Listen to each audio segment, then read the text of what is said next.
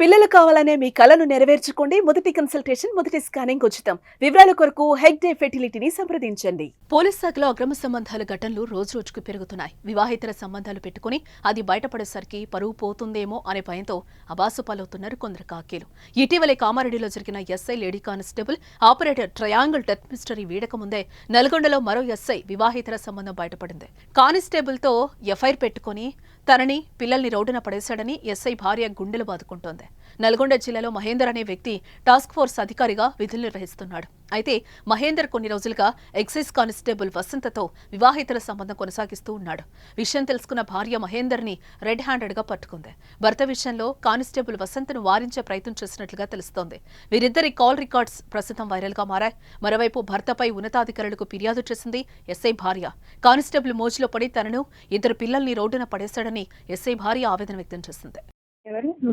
నాకు కాల్స్ వచ్చినాయి. ఆ కాల్ నుంచి నేను కాల్ బ్యాక్ చేశాను. ఇంట్లో నుంచి ఎందుకు చేయాలి? ఇవాళ చేసినావు ఎందుకు? ఈ రోజే బ్యాలెన్స్ ఉంది కాబట్టి ఈ రోజు చేసిన. నేను ఎవరు సత్తాయించను. ఎందుకంటే మీ ఆయనకి ఏం తెలియక కాదు, నాకు ఏం తెలియక కాదు.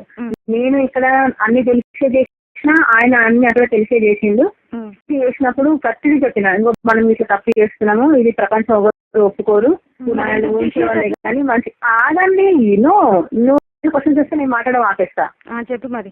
మనల్ని ఎవ్వరిని ఒప్పుకోరు, ఇది చేసేది మనం తప్పు అన్నప్పుడు ఆయన అన్నాడు, నా లైఫ్ మంచిగా లేదు, నీ లైఫ్ మంచిగా లేదు, ఏం చేసుకున్నా కష్టం చేసుకోవాలన్నా బతుకుదాము, కనీసం సంతోషంగా బతకొచ్చు అనేసి అన్నాడు. నేను మా తర్వాత ఏ మిస్టేక్ చేయను, నేను తర్వాత తిరిగి వెళ్ళను, ప్రపంచంలో ఏది జరిగినా, ఇంకేం జరిగినా, ఇంకా ఉల్టా జరిగినా, ఇంకా ప్రపంచం తిరిగి వచ్చినా, చచ్చిపోయినా కూడా వెనకాడను, నేను మాత్రం వెనుకకు వెళ్ళను అన్నా చెప్పిన. అంటే వెళ్ళాల్సిన అవసరం లేదు, ఎట్లయినా సరే ఏదైనా కష్టం చేసుకోవాలని బతుకుదామని చెప్పి అన్నాడు.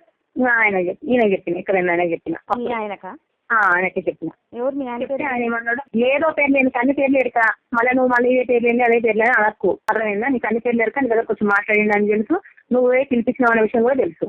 నేను నాకు అసలు మీ అడ్రస్ లేదు, నేను ఎట్లా పిలిపిస్తాను మిమ్మల్ని?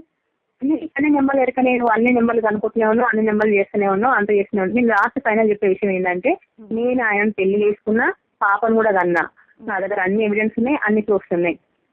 కాబట్టి నేను ఎక్కడో చేసుకున్నాను. అంటే మరి ఇల్లీగల్ కాంటాక్ట్ నాకు డైవర్స్ తీసుకోకుండా ఎట్లా పెళ్లి చేసుకున్నావు? డైవర్స్ తీసుకోకుండా అంటే, డైవర్స్ తీసుకుంటే డైవర్స్ ఎవరు, నాకు కూడా డైవర్స్ ఎవరు ఇయ్యరు, మీరే కూడా డైవర్స్ ఇవ్వరు, మాకు ఉద్యోగాలు అవసరం లేదు, ఏదో చేసుకొని బతుకుదాము, ఎట్లయినా సర్దాము, బతు లేకపోతే సర్దాము అని డిసైడ్ అయ్యి చేసినాం. ఇగో నీ అల్లుడే నా దగ్గరకు వచ్చి మాట్లాడి, నీ అల్లుడే దొరికిండు, నీ అల్లుడికి పని చెప్పినా, నీ అల్లుడే దొరికింది కాబట్టి నీ అల్లుడే కొడవాలి.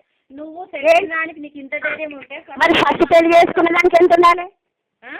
నేను ఇవ్వట్లేదు కదా దాన్ని, నేను ఏమంటలేను కదా, నామగుండ వేసుకుంటే ఇంకా అనలేదేంటి? నామగుండ వేసుకుంటే అనలేదేంటి? నామగుండ ఎంత వేసుకొని పోయి ఇంకా నాకు అన్యాయం చేయలేదంటే నామగుండ ఏడ చెల్తుంది? ఇవన్నీ చెల్లవు, నువ్వు మోసుకొని నీ బతుకు నువ్వు బతుకు. నీ మొగుడు వచ్చితే నీ మొగుడు నీ కోసం ఆరాటపడుతుండు, నువ్వు ఎంతమందిని మోసం చేస్తావు నువ్వు అసలు?